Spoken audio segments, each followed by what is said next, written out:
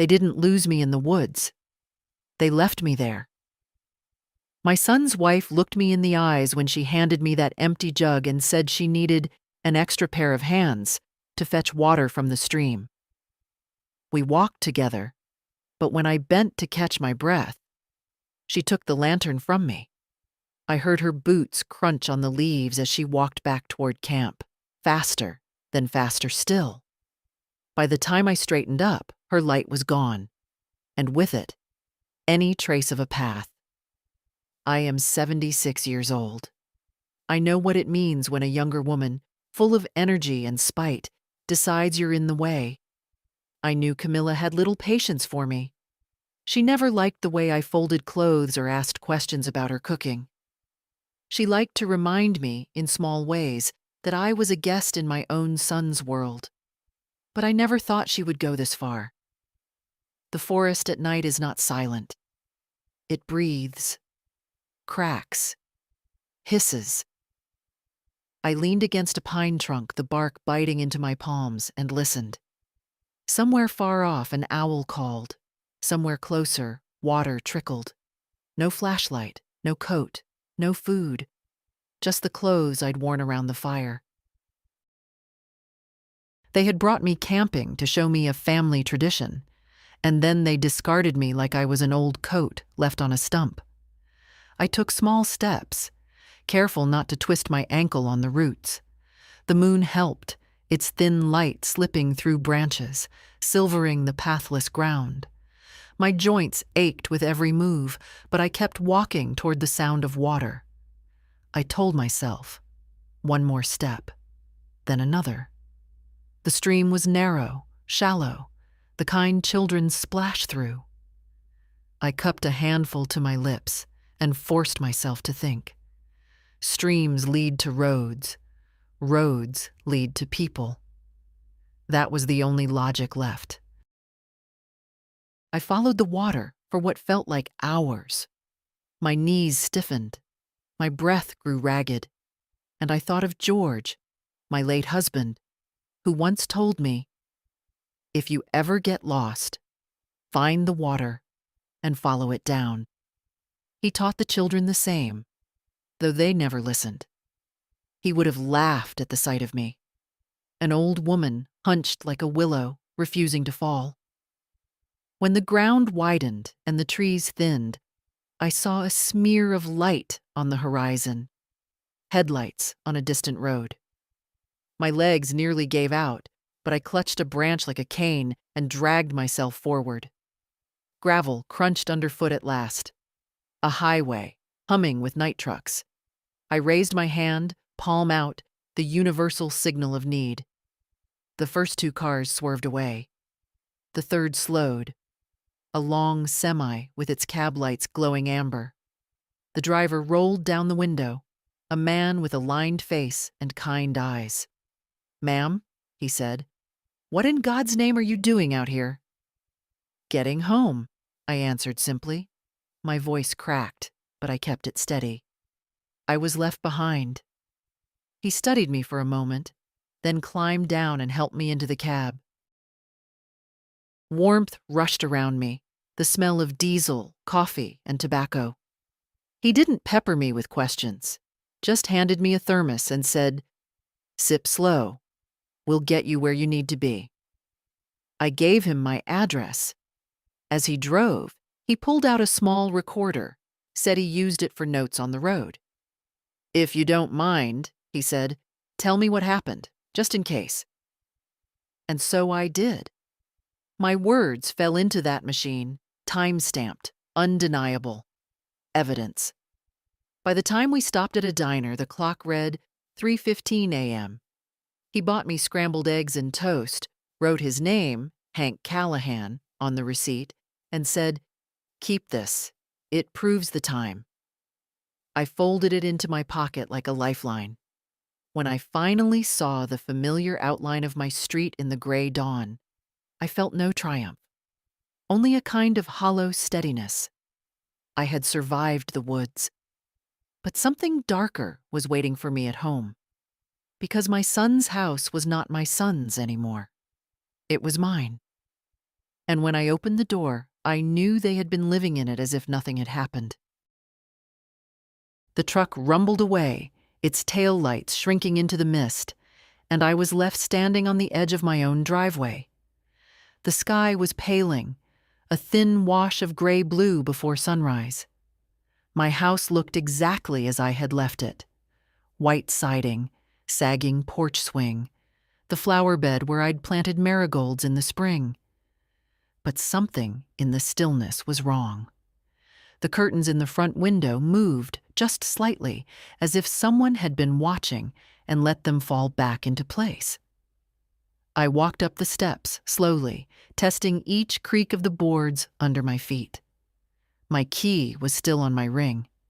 They hadn't changed the locks, not yet. The door opened with the same familiar scrape, and for a heartbeat, I thought maybe I had imagined everything. Maybe I'd stumble inside to an empty kitchen and the hum of my refrigerator.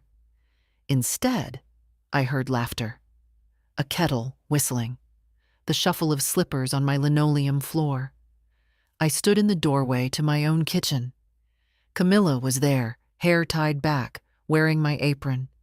She was frying bacon in my pan as if the night in the woods had never happened. At the table sat my son Ethan, coffee cup in hand, flipping through the morning paper. Their daughter, my granddaughter, sat barefoot, scrolling through her phone, toast crumbs scattered in front of her. For a long moment, nobody moved.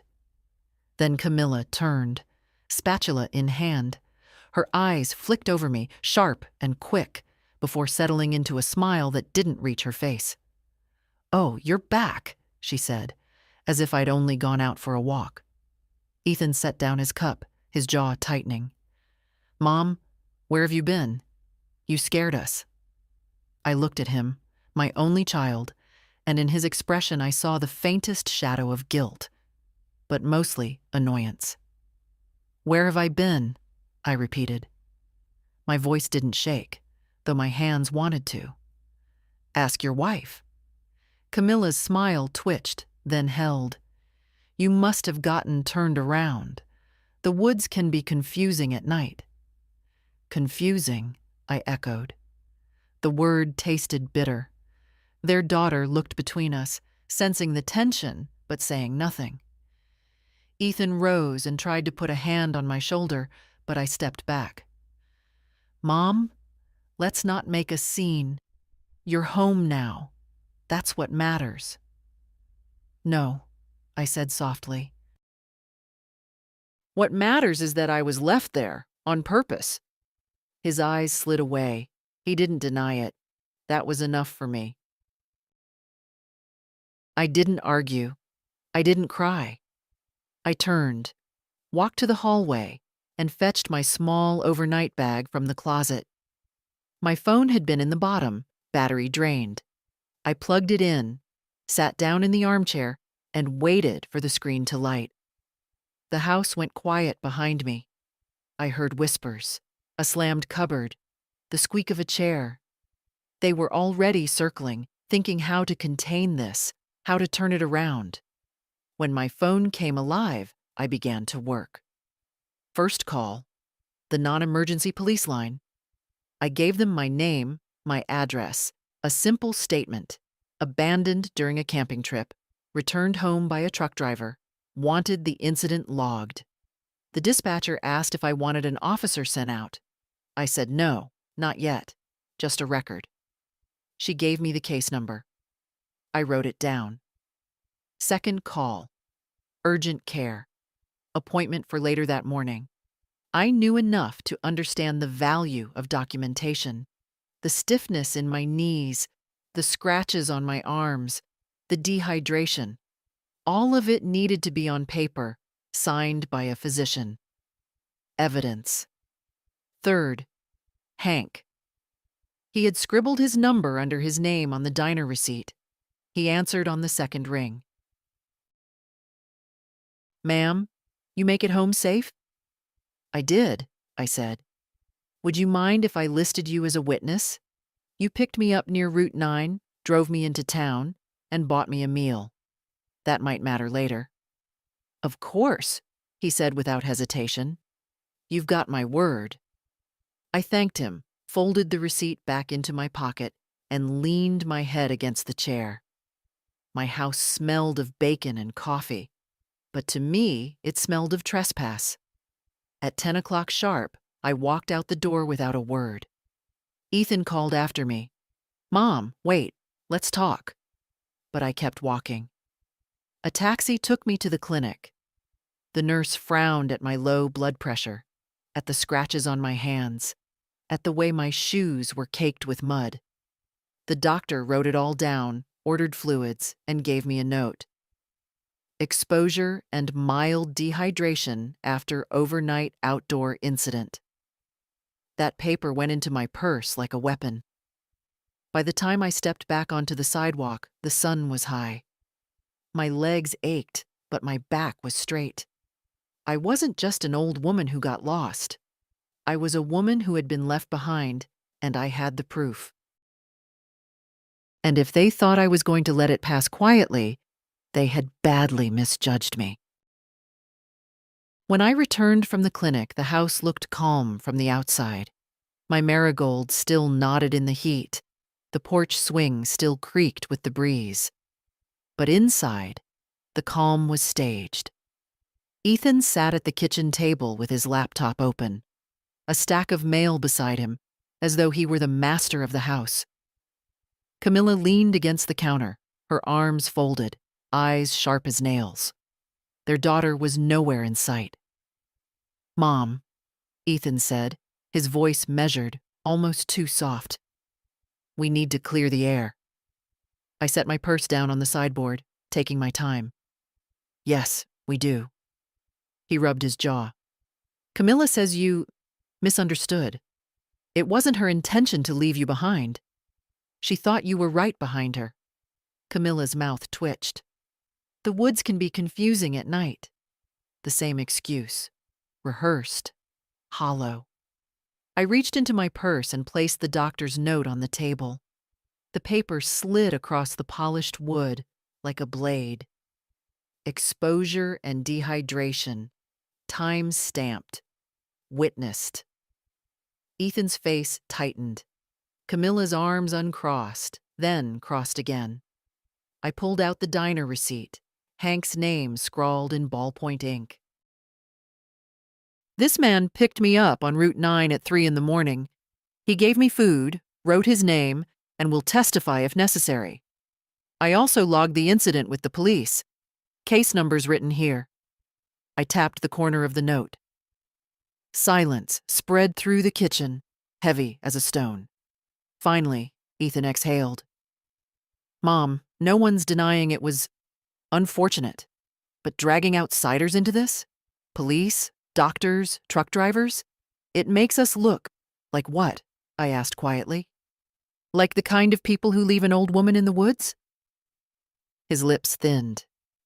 Camilla muttered something under her breath. I leaned on the back of a chair, steadying myself. This is my house. My name is on the deed, not yours. I let you live here out of kindness, out of family loyalty. But kindness does not extend to cruelty. You crossed a line. Mom? Ethan started again, this time sharper. Don't make this bigger than it is. Families fight. People get upset. You're overreacting. Overreacting. That word. It had followed me for decades. When I insisted on paying the bills on time, when I asked for respect at the dinner table, when I wanted to be heard. Always overreacting. I straightened, my hand leaving the chair. No, not this time. I walked into the living room, opened the drawer in the old oak desk, and pulled out a folder. Property deeds, insurance papers, my will, all neatly stacked. I tucked them under my arm. I'll be consulting a lawyer. From this point forward, all discussions will go through her. Camilla scoffed. A lawyer? Really? I turned to face her. Yes, really. Because what happened out there wasn't an accident. And I won't be treated as if I imagined it. Ethan rose from the table, his chair scraping hard against the floor. "Mom, you're being unreasonable." "Reasonable," I said softly, "is what kept me silent all these years. Reasonable is what let you borrow money you never repaid. Reasonable is what let you and your wife move into my home without rent, without gratitude, without decency. Reasonable nearly killed me in those woods. I am finished with reasonable." For a moment I thought he might shout.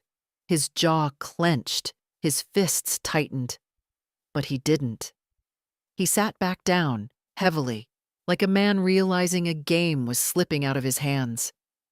I left them there, in the kitchen that still smelled of bacon grease and lies. I carried my folder and purse out the door, locking it behind me. The slam of the deadbolt was final, satisfying. At the curb, I dialed a taxi. The dispatcher asked for the destination. "Downtown," I said, "to Ramirez and Cole, attorneys at law." The words tasted strong, like steel in the mouth of a woman who had been underestimated one time too many. The law office was in a narrow brick building downtown, squeezed between a florist and a pawnshop. I had passed it many times over the years without ever imagining I would need it. But that morning, as I climbed the steps with my folder clutched to my chest, I felt no hesitation.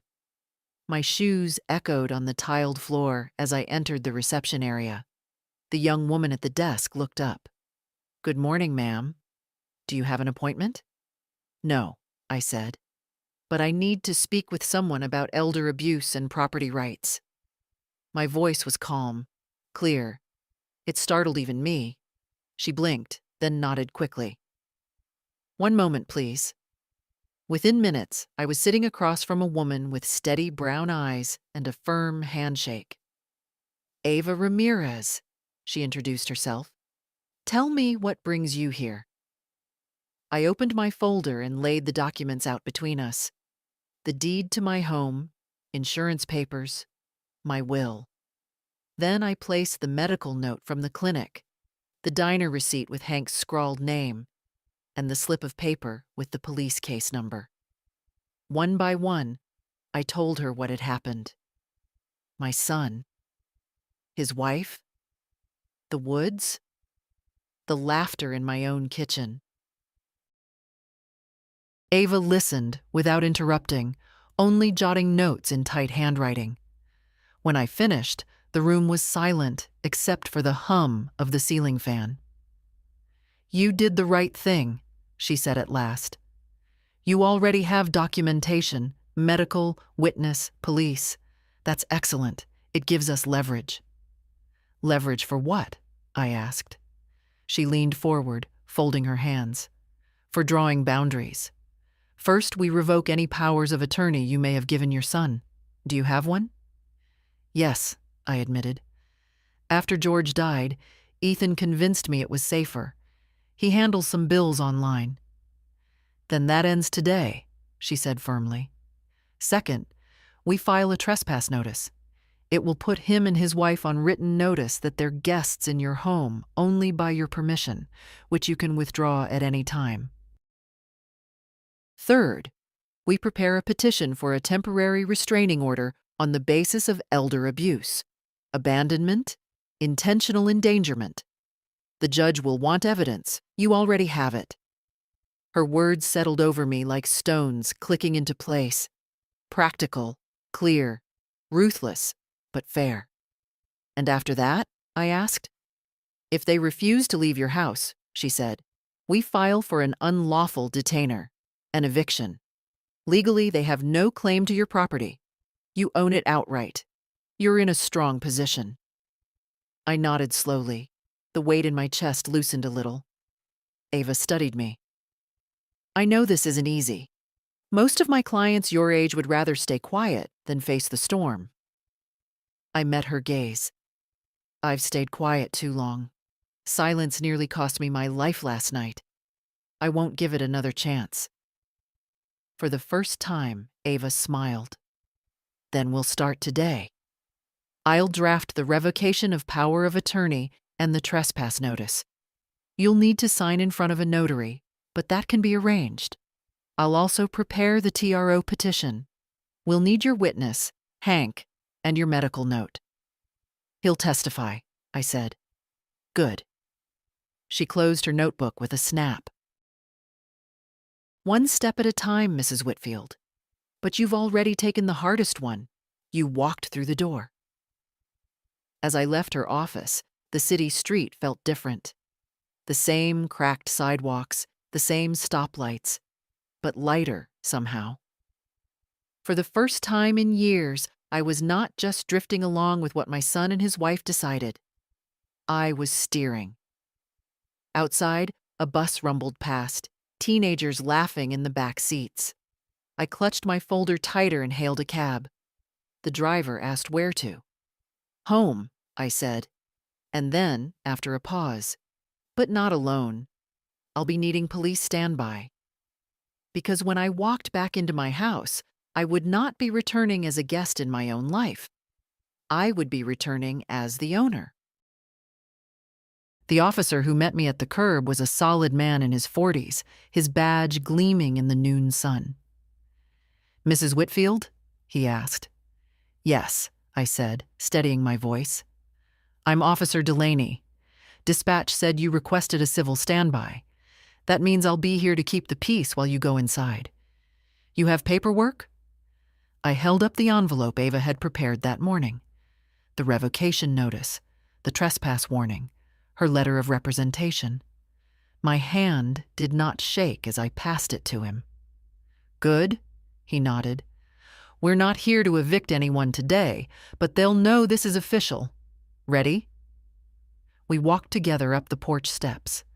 The door swung open before I could use my key. Ethan stood there, arms crossed, face tight. Camilla hovered behind him, her eyes sharp as broken glass. What's this about, Mom? Ethan demanded. His tone was already defensive, too loud, as if volume could erase guilt. Officer Delaney spoke before I could. Sir, your mother has asked for my presence to ensure a peaceful entry. She has documents for you to review. You'll need to accept them. Ethan's eyes flicked from the officer's badge to the envelope. His jaw worked. This is ridiculous. I stepped forward, placing the papers in his hand. Not ridiculous, necessary. Camilla snatched the top page and scanned it. Her face flushed. Trespass notice? Are you serious? We live here. No, I said evenly. You stay here because I allowed it. That allowance has ended. You have 30 days to vacate. After that, the court will handle it. You can't just throw out your own family, Ethan snapped. I can, I replied, because this house is mine, and because leaving me in the woods was not family. It was cruelty. For a moment, only the ticking of the hallway clock filled the air. Then Camilla slammed the papers onto the table. This is insane. Officer Delaney cleared his throat. You've been given notice. The next steps will go through the courts. Today, we're just here to prevent conflict. Understood? Ethan muttered something under his breath but didn't push further. His eyes slid away, just as they had when I confronted him the day before. I walked into my bedroom, gathered a few essentials, a change of clothes, the jewelry box that had belonged to my mother, a stack of letters George had written me during his army years. I carried them out to the car waiting at the curb. The officer stood by silently, watchful. As I locked the trunk, Ethan came out onto the porch. His voice was lower now, strained. Mom, please, let's talk about this. We can work it out. You don't need lawyers, police. I turned to face him, the sun hot on my back. You're right, Ethan. I didn't need them. I needed my son. But he left me in the dark. He flinched as if I'd struck him. Camilla appeared in the doorway, arms folded tight. Fine. Go play the victim. You'll regret this. No, I said. my voice calm as a blade. The only regret I carry is that it took me this long. Officer Delaney touched the brim of his cap. All set, ma'am? Yes, I said. I slid into the back seat of the taxi. As we pulled away, I looked back once. Ethan stood on the porch, head bowed. Camilla hissed something into his ear. The papers lay crumpled on the table behind them. But I didn't feel pity. I felt clarity. In my lap, I held Ava's card. Tomorrow, we would file the petition for the restraining order. Step by step, document by document. Each one another nail closing the door on the life where I was treated as expendable. I had been left behind once. I would never allow it again. The next morning, I walked into Riverbank Trust with my folder tucked under my arm. The bank had always felt like neutral ground, a place of numbers and signatures where emotion had no place. That suited me fine. I wanted no emotion, only clarity. The receptionist recognized me. Good morning, Mrs. Whitfield. Do you have an appointment? Yes, with Mr. Lawson, I said. He had managed my account since George's death. Always polite, always efficient. Soon I was seated in his office, its shelves lined with binders and framed certificates. He adjusted his tie when he saw the folder. What can I do for you today? I need to revoke all access my son has to my accounts, I said plainly. Any powers of attorney, any joint authorizations. Everything ends today. He blinked, then leaned forward. All right. Do you have documentation? I slid Ava's letter across the desk, then the notarized revocation form she had prepared. He studied them, his expression tightening into professionalism. Understood. We'll update the records immediately. Ethan Whitfield will have no authority to move or view your funds from this point forward. Good, I said. I also want to suspend all automatic transfers, utilities, mortgage, credit cards, anything tied to their names or addresses. I will take over only my own bills, nothing more. He nodded.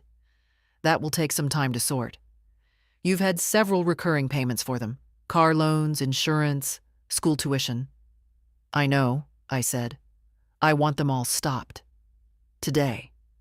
As he typed, I glanced around the office.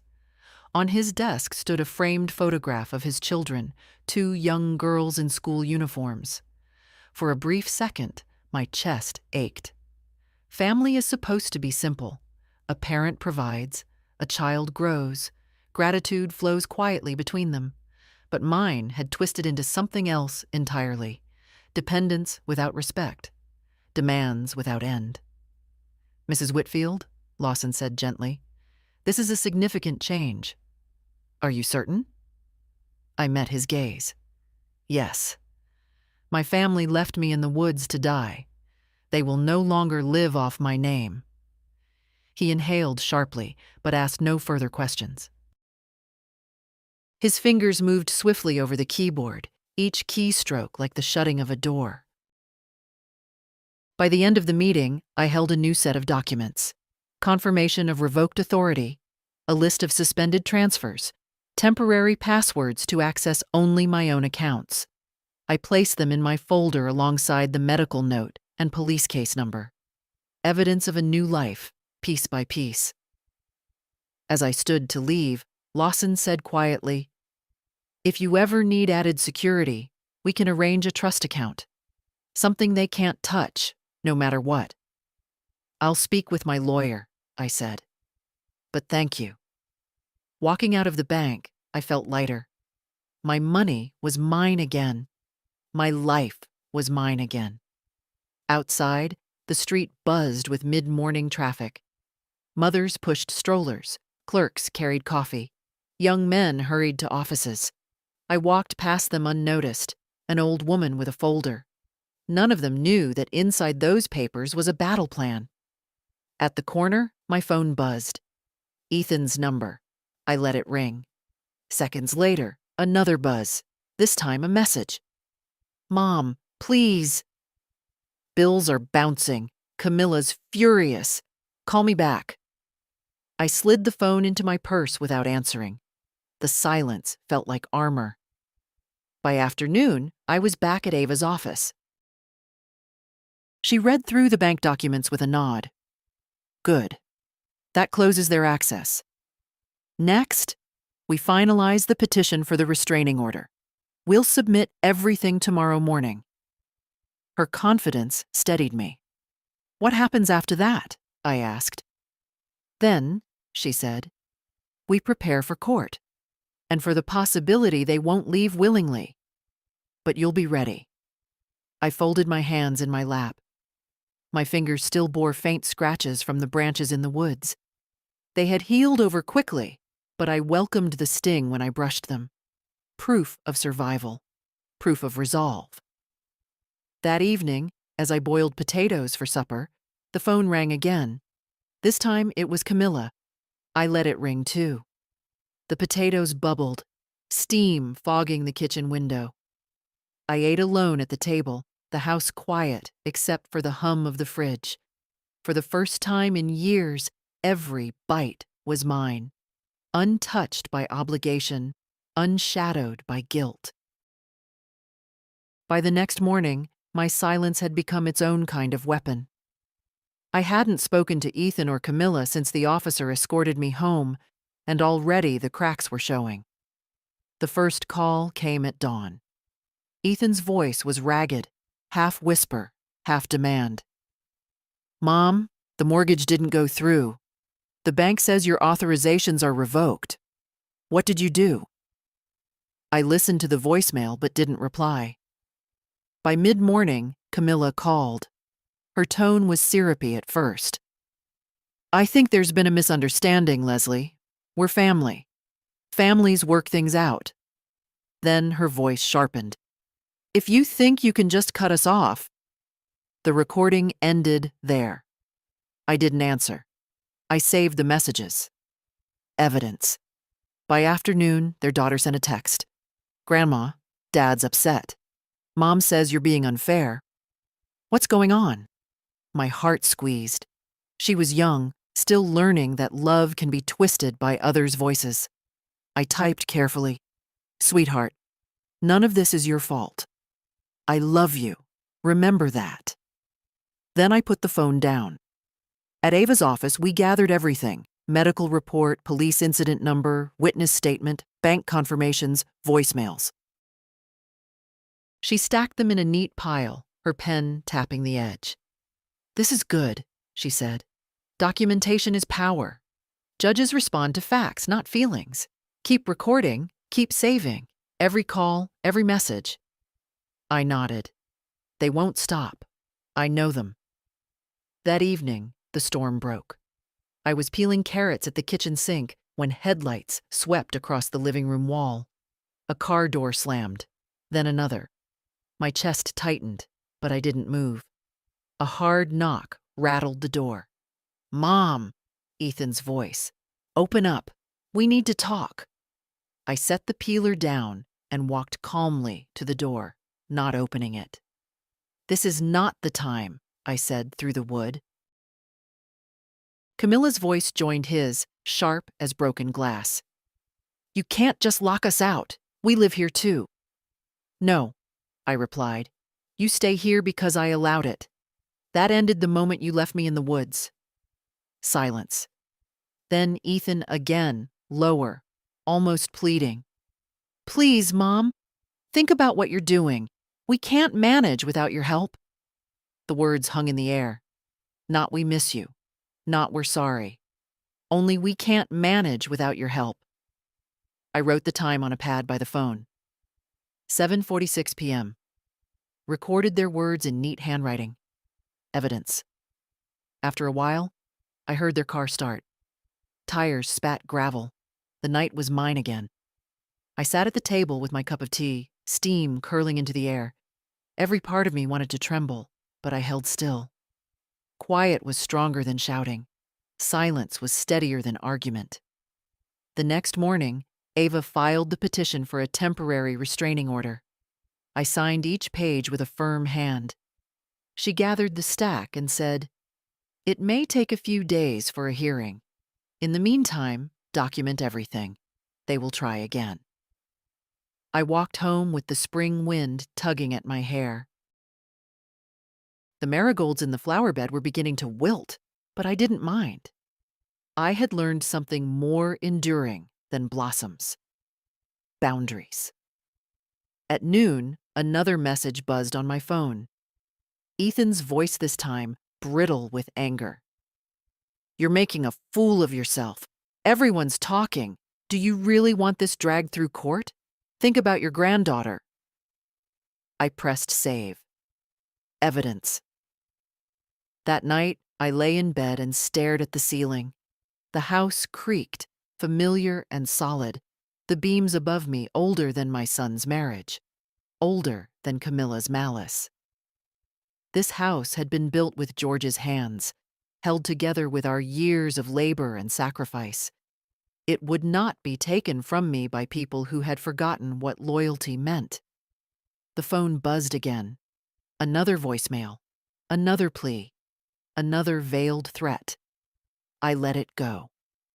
Each one was another brick in the wall I was building, not around myself, but between me and those who mistook my silence for weakness. The courthouse smelled faintly of old wood and floor polish, the kind of scent that clings to buildings where thousands of lives have been argued and judged. I sat on a hard bench outside courtroom 3B, my folder of documents resting in my lap. My hands were steady. I had prepared for this moment, piece by piece, paper by paper. Ava arrived just before the clerk called us in. She gave me a brief nod. "Short hearing," she whispered. "Don't be nervous. Just speak plainly. Let the evidence carry the weight." Inside, the courtroom was almost empty. A judge sat high above us, spectacles perched low on her nose. To one side, Ethan and Camilla sat together. Ethan looked worn, his tie crooked. Camilla, though, wore her defiance like armor, eyes narrowed, jaw tight. "All rise," the clerk intoned. We stood. Then the hearing began. Ava spoke first. She introduced me by name, then laid out the request: a temporary restraining order under the elder abuse statute. Her voice was calm, precise. My client, Mrs. Leslie Whitfield, was intentionally abandoned during a family camping trip by her son's wife. She was left overnight in the woods without food, water, or shelter. She survived only by reaching a highway and obtaining aid from a truck driver. Since then, her son and daughter-in-law have attempted to continue residing in her home, despite her express revocation of consent. Their actions constitute endangerment, exploitation, and trespass. The judge's eyes moved to me. "Mrs. Whitfield, is that correct?" "Yes, Your Honor," I said. My voice sounded smaller than I wanted, but steady. I was left behind. It was not an accident. Ava handed the judge the exhibits: the urgent care note, Hank's diner receipt with his phone number, the police incident log, the bank documents, and the saved voicemails. Each was marked and stacked on the bench. Ethan's lawyer, a thin man with a nervous cough, rose to speak. "Your Honor, this is a family misunderstanding. My client and his wife deny any intent to harm. They simply believed Mrs. Whitfield was following them back to camp.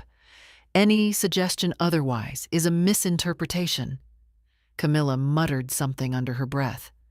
The judge lifted her gaze sharply. "Mrs. Whitfield's counsel has presented contemporaneous medical documentation and corroborating witness testimony. Do you have evidence to contradict it?" The lawyer shuffled papers.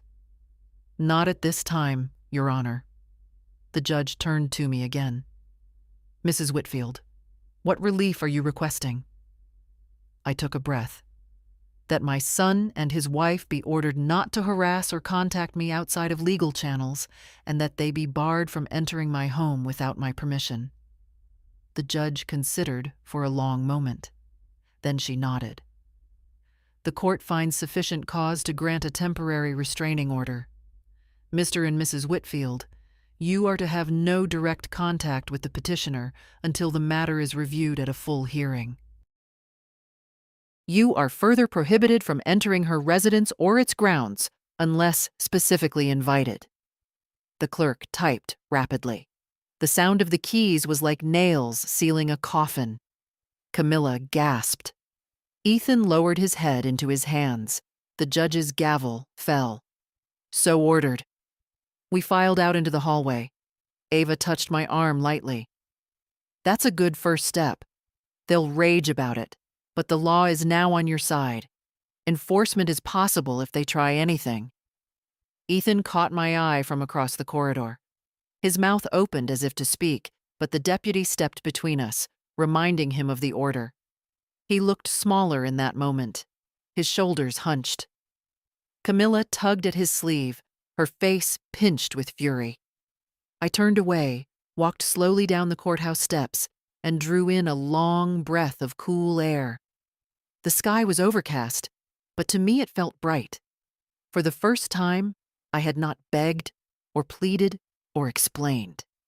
I had simply stood and told the truth, and the truth had been enough. The courier arrived 2 days later, a young man with a clipboard and a stiff expression. "Mrs. Whitfield?" he asked.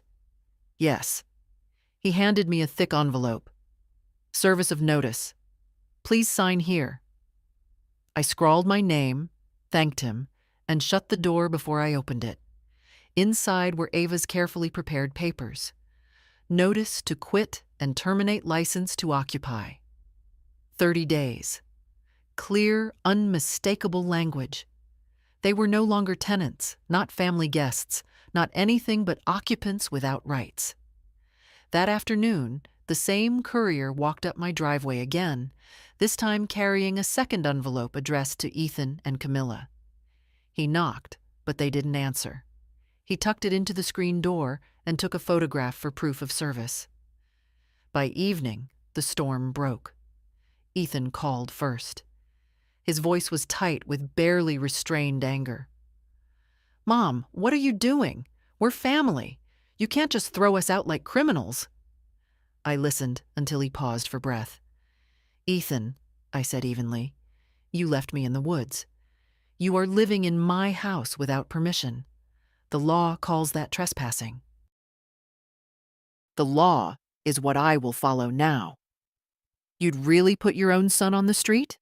"No," I replied. "I'm giving you 30 days. After that, the court will do it for me." The line went dead. Minutes later, Camilla's number flashed. I let it ring. Then another. Her message sharp as knives. "You're humiliating us. Do you think the neighbors won't talk? You'll regret this." I saved the voicemail. Evidence. That night, I sat in the living room with the windows open. A warm breeze drifted in, carrying the smell of cut grass from somewhere down the block. My house felt different, still heavy with their presence, but lighter with the knowledge that their time here was numbered. The next morning, I stepped onto the porch and saw Camilla across the street, speaking animatedly to a neighbor. She glanced at me, her smile tight and false. I didn't wave. I didn't need to. Inside, I called Ava. "They won't leave willingly," I said. "I didn't expect them to," she replied. "We'll file the unlawful detainer once the 30 days pass. Until then, keep documenting. Every call, every threat, every refusal to comply." The days blurred into a rhythm. Ethan sent long texts filled with half apologies and half demands. Camilla left notes on the counter in sharp handwriting. "We belong here. You can't erase us." I photographed each one, slid them into a folder marked Exhibit C. Once their daughter came to my room at night. She stood in the doorway, clutching her phone, her eyes wide and uncertain. "Grandma, why are you doing this? Dad says you're trying to ruin us." My heart ached. I motioned her closer, stroked her hair the way I had when she was small. "Sweetheart, I'm not ruining anything. I'm protecting myself. And one day, you'll understand why that matters." She didn't answer, but she didn't pull away either. That was enough. By the second week, Camilla stopped speaking to me altogether. She moved through the house like a shadow, her eyes burning holes in my back. Ethan alternated between pleading and fury, his words a carousel of contradictions. "We need you. You've abandoned us. You're cruel. Please reconsider." I saved them all. Evidence. On the 23rd day, I found a stack of unpaid bills on the kitchen counter, their names scrawled at the top. Camilla must have left them there deliberately, as if to remind me of what I had once covered. I looked at the overdue notices, the red print shouting "past due," and then slid the stack into my folder. Not my problem anymore. Each night, I walked through the quiet rooms of my house and imagined it clean again, free of their voices, free of the tension that clung like dust. I pictured curtains open to sunlight, the smell of polish and soap, the sound of nothing but my own footsteps. It was coming. I could feel it. The law moved slowly, but it moved, and I was patient. On the 31st day, Ava filed the papers. "Unlawful detainer, petition to recover possession of real property." The words were dry, bureaucratic, stripped of sentiment. That was what I wanted. No drama, only fact. We sat in her office, the morning light slanting across her desk as she read each page aloud for my signature. "This is the formal step," she said. "The court will set a hearing. You'll present your evidence, the deed, the notices, the restraining order, the documentation of their refusal to vacate. They will try to argue, but the law is on your side." I signed, my pen scratching across the heavy paper. When the last line was done, I slid the document back to her. My name looked firm. Final. "Now," Ava said, "we need witnesses. Someone outside your family who saw or heard relevant events. The truck driver, of course, the urgent care staff, and anyone who saw Camilla return without you that night." I thought of my neighbor, Mrs. Keegan. She had been watering her azaleas when they all returned from the camping trip.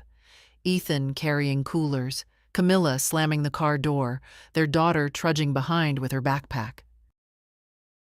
Mrs. Keegan had waved at them, then glanced toward my driveway, puzzled. Later, she told me she thought I was napping. "She'll testify," I said. "She saw them come home without me." "Good," Ava replied. "That helps establish intent. Jurors and judges both trust neighbors, their ordinary eyes." We spent an hour assembling the exhibit list. My deed, the trespass notice, the TRO, the medical note, Hank's statement, the diner receipt, the police case number, the saved voicemails, Camilla's notes, and now Mrs. Keegan's affidavit. Piece by piece, a wall too solid for them to climb. When I returned home that afternoon, Ethan was in the kitchen. He held a stack of letters, past due notices, collection warnings. His face was pale. "Mom," he said, voice cracking, "we can't pay these. The house, the car, the loans, they'll ruin us." I set my purse on the counter. "You should have thought of that before you ruined me." His shoulders sagged. For a moment, he looked like a boy again, the boy who once clutched my hand on the first day of school. But that boy was long gone. This man was not helpless. He was entitled. Camilla stormed in, eyes blazing. "You won't win. Judges see through sob stories. You're old. They'll think you're confused, bitter." No one believes old women anymore. I met her gaze. The judge will believe the documents. Paper doesn't forget, and I have every page I need. She hissed, but said nothing more.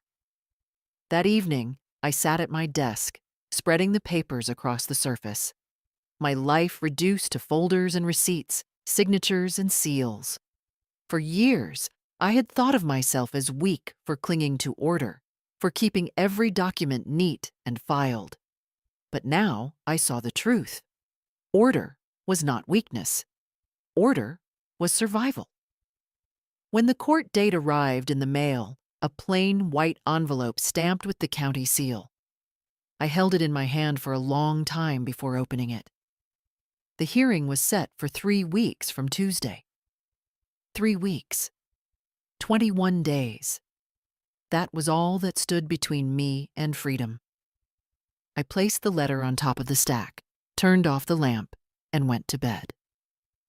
For the first time in months, I slept through the night without waking, because the law was moving. And this time, it was moving with me. The courthouse was colder this time, or maybe it was just me. I wore my navy coat, the one George used to say made me look like a woman who knew her own mind. I carried my folder, heavier now with affidavits and transcripts, each page a stone I had laid in a wall between myself and those who tried to break me. Courtroom 2C was crowded with people waiting for their cases. Landlords with folders, tenants with plastic grocery bags of belongings, lawyers juggling phones and files. When our case was called, I rose slowly, every joint stiff but my back straight. Ava walked beside me, her heels clicking against the polished floor. Ethan and Camilla were already at the table across from us. Ethan looked drained, his suit rumpled. Camilla was sharp as ever, lips pressed tight, her stare fixed on me as though she could burn holes through my skin. The judge, a silver-haired man with weary eyes, called the case number. Petitioner, Mrs. Leslie Whitfield, seeks possession of her residence from occupants Ethan and Camilla Whitfield. Ava stood. Your Honor, the facts are simple. Mrs. Whitfield owns the property outright. She has served a 30-day notice to quit, which was ignored. She has revoked any prior permissions. She has also obtained a temporary restraining order on the grounds of elder abuse, which remains in effect. The respondents have no lease, no ownership, and no legal right to remain. She placed the stack of documents on the bench. Each page was marked, indexed, impossible to ignore. The judge turned to Ethan's lawyer, a different man this time, older, heavier, with a voice that carried. Your Honor, my clients are family. They contributed to household expenses, cared for Mrs. Whitfield, and reasonably believed they had a right to reside there. Eviction is extreme. Ava replied, her tone crisp. There is no evidence of financial contribution. In fact, the opposite is true. Exhibit B contains bank records showing Mrs. Whitfield paid their mortgage, car loans, and tuition for years. Exhibit C includes her notice to quit, served by courier with proof of service. Exhibit D contains sworn witness testimony that Camilla returned from the camping trip without Mrs. Whitfield, and that she was later found miles away, dehydrated and injured. This is not care. This is exploitation. The judge leafed through the exhibits. The room was silent except for the shuffle of papers. Then he looked at Ethan. Mr. Whitfield, do you dispute your mother's ownership of the house? Ethan shifted in his chair. No, Your Honor, but do you have a lease agreement? No. Did you pay rent? His voice dropped. No. The judge leaned back, folding his hands. Then you have no legal right to remain. Camilla shot to her feet. We're family. She's exaggerating. The judge's gavel struck once, sharp. Sit down, Mrs. Whitfield. This is not a family therapy session. It is a court of law. Her face flushed crimson. She sank back into her chair, muttering under her breath. The judge turned back to me. Mrs. Whitfield, the court grants your petition for possession. A writ of possession will be issued to the sheriff's office. The respondents will be ordered to vacate the premises within 10 days, or they will be removed. The words rang like church bells in my ears. 10 days. I bowed my head slightly. Thank you, Your Honor. The gavel struck again. Case closed. As we filed out of the courtroom, Ethan tried to catch my eye. His mouth opened as if to speak, but no words came. Camilla stalked ahead, her heels clicking like gunfire on the marble floor. I didn't slow. I didn't waver.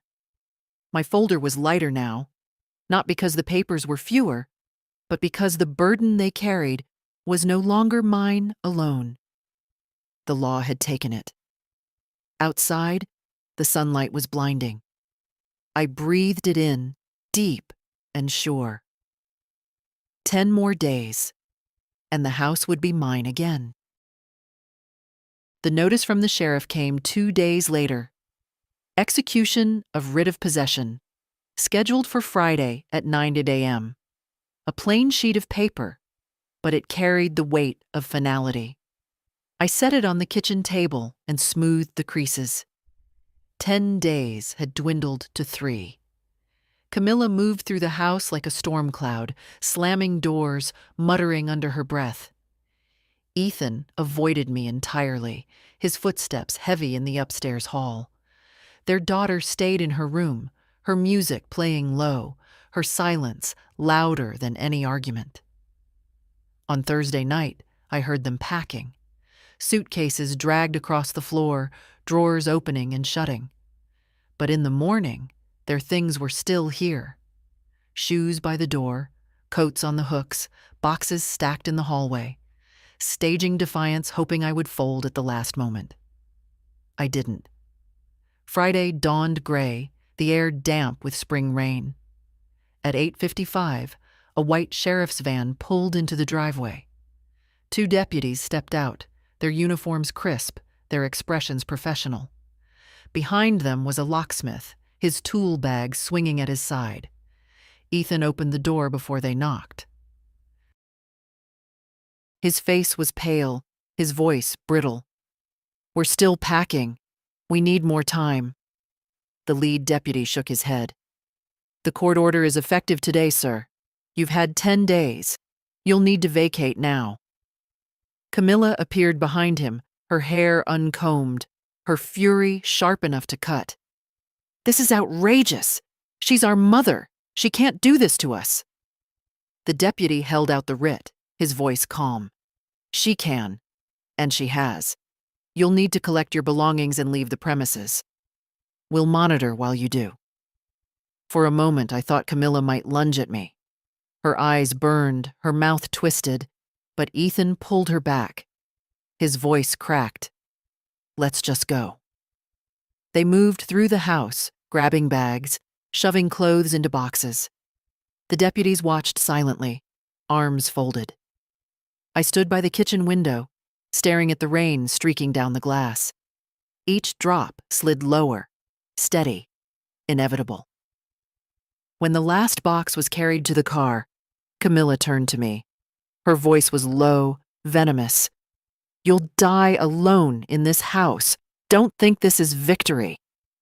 I met her gaze without flinching. "Alone is better than betrayed," she hissed, but Ethan pulled her toward the car. Their daughter lingered for a moment, her eyes wide and wet. She opened her mouth, then closed it again. Finally, she whispered, "Goodbye, Grandma." My throat tightened, but I only nodded. She turned and followed her parents down the steps. The deputies waited until the car pulled away, its tires spitting gravel down the street. Then the locksmith knelt by the door, his tools clicking. Within minutes, the locks were changed, the old keys useless. He handed me a new set, the metal still warm from his hand. "It's yours again," he said simply. I closed my fingers around the keys. The deputies wished me well and left. The van's taillights vanished into the rain. The house was silent, utterly, beautifully silent. I walked from room to room, the emptiness echoing around me. No muttered complaints, no slamming doors, no footsteps overhead. Only the soft creak of the floorboards and the hum of the refrigerator. In the living room, I opened the curtains wide. The gray light filled the space, washing away the shadows. For the first time in years, the house belonged only to me. The morning after the sheriff left, I brewed tea in my kitchen and listened to the house breathe. It was the first time in years the walls sounded like themselves. No shouting, no hurried footsteps, no doors slamming in anger.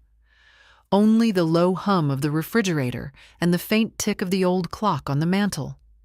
I began with the small things. The sink full of their unwashed dishes, stacked high and sticky. I rolled up my sleeves, filled the basin with hot water, and scrubbed until the plates gleamed. Each one that clattered into the rack felt like reclaiming another corner of my life. Next, the hallway. Their shoes were still there, a jumble of sneakers and boots, some with mud caked thick from our camping trip, the trip that nearly became my grave. I placed them in a garbage bag and set it on the porch. Their coats followed, and the sharp scent of Camilla's perfume drifted away with the cool morning air. I worked slowly, methodically, room by room. In the upstairs bathroom, I found her cosmetics spread across the counter, her hairbrush tangled with long strands. Into the bag they went. In the guest room, Ethan's suits hung limply in the closet, their shoulders dusty. I left them for the deputy's inventory list. If he wanted them, he would have to collect them under supervision. By noon, I was tired, but it was the kind of tired that comes with purpose, not despair. I opened all the windows. The house exhaled, stale air drifting out, spring air rushing in. Mrs. Keegan stopped by with a basket of bread. She peeked into the doorway, her eyes widening at the bare rooms. "So it's true," she whispered. "It's true," I said. My voice held no triumph, only steadiness. She patted my arm. "You did the right thing. I've watched them walk all over you for years. George would be proud." I swallowed hard, nodding. "I hope so." After she left, I sat on the porch swing with a notebook on my lap. For the first time in months, I wrote a list for myself. Not bills for Ethan, not reminders for Camilla, but my own tasks. Call Ava about the trust. Schedule the roof repair. Order paint for the living room. Simple, practical things. My life in my own handwriting. In the evening, I wandered into the kitchen and made myself supper. Not a rushed meal to accommodate someone else's schedule or preference. Just what I wanted. Potatoes, a piece of fish, a slice of cucumber with salt. I ate slowly at the table, my fork tapping softly against the plate. When the dishes were washed and the kitchen light turned off, I walked upstairs. The guest room door was ajar. I pushed it open and stood in the threshold. For months, it had felt like a room borrowed by strangers. Now it was mine again. I imagined fresh curtains, a quilt on the bed, maybe a small desk by the window, a space for quiet, for writing, for remembering. The night settled heavy around the house. I slipped beneath my own quilt, the air cool against my skin, and closed my eyes. No raised voices downstairs, no whispered plotting, no weight pressing me into silence. Only the sound of rain against the roof, steady and patient. And for the first time in years, I felt at home in my own home. On the third day of quiet, the doorbell rang. I dried my hands on a towel and opened it to find Sophie standing there, backpack slung over one shoulder, her eyes red-rimmed. "Grandma," she said softly, "can I come in?" I stepped aside. She slipped through the doorway like someone afraid of being seen. For a moment, she just stood in the hall, staring at the familiar walls as if they'd become foreign. "I didn't know if you'd want to see me," she said. "Of course I do." I guided her toward the kitchen, poured her a glass of water. "You're always welcome here." She sat at the table, twisting the strap of her bag. "Dad says you've cut them off, that you've ruined everything. Mom says you'll regret it." Her voice cracked. I don't know who to believe. I sat across from her, folded my hands. Believe what you see with your own eyes. I was left in the woods, Sophie, alone. That wasn't an accident. And when I came home, they were living here as if nothing had happened. Her eyes widened. "Is that true?" "Yes," I said. "And I've spent too many years pretending I didn't see what was in front of me. I won't pretend anymore." Tears welled in her eyes. "I don't want to lose you, Grandma." "You won't." I reached across the table, took her hand. "But you might have to learn to see your parents clearly. That's not easy for anyone, least of all a daughter. I'm not asking you to take sides. I'm asking you to know the truth." She was silent for a long time. Finally, she nodded. "I've always known Mom didn't like you. She said things when she thought I wasn't listening. And Dad, he never stood up for you. I just didn't want to believe it." I squeezed her hand gently. "Wanting to believe the best is not a weakness, Sophie. But refusing to see the truth is." We sat in quiet, the old clock ticking on the wall. Outside, the rain had stopped, leaving the air clean and sharp. "Grandma," she said suddenly, "what happens now?" I leaned back in my chair. "Now I put things in order. The house, the finances, the future. I'll be speaking with my lawyer about a trust. Something that protects this house from anyone's grasp. And I'll be changing my will. Not to punish, but to protect." Her eyes searched mine. "Will I?" "Yes," I said gently. "You will, because you've shown me respect when others didn't, and because you listened." Her lips trembled, then she smiled, a small, brave smile. She stayed the afternoon, helping me fold laundry, sweeping the porch. We didn't talk much more about Ethan or Camilla. Instead, we talked about her classes, the books she was reading, the friend who wanted her to join the debate team. I listened, truly listened, and the house felt alive again. When the sun dipped low, she stood to go. At the door, she hugged me tight. "Thank you," she whispered, "for not shutting me out." I held her close. "You're my granddaughter. Nothing they do changes that." She left, her steps light on the path. I watched until she disappeared down the street, then closed the door. Inside, the house was quiet again, but not empty. Her presence lingered, warm as sunlight on the walls. That evening, I took out my pen and began drafting notes for Ava. Trust provisions, inheritance clauses, protections. My handwriting was slow, but steady. Each word was a promise to myself, to Sophie, to the future I would shape with my own hands. For once, I was not planning out of fear. I was planning out of choice. The morning was bright, the air still carrying the cool of night.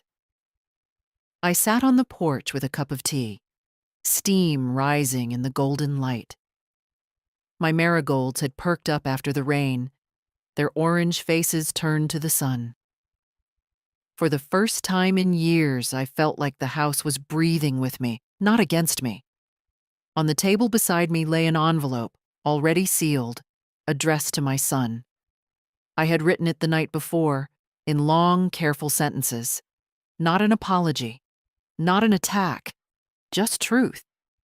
Ethan, I began, the door is not locked against you, but respect is the price of entry. If you cannot give that, then this house will never again be yours to walk through. I will not let anyone diminish me. Not strangers, not neighbors, not even my own blood. I gave you a childhood, a home, an education. What you did with it was yours to decide. What I do now is mine.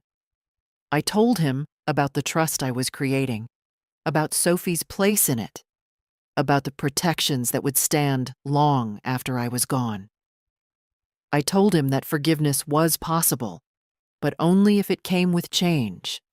Not just words, not just pleas, but actions. When the ink dried, I folded the letter and slid it into the envelope.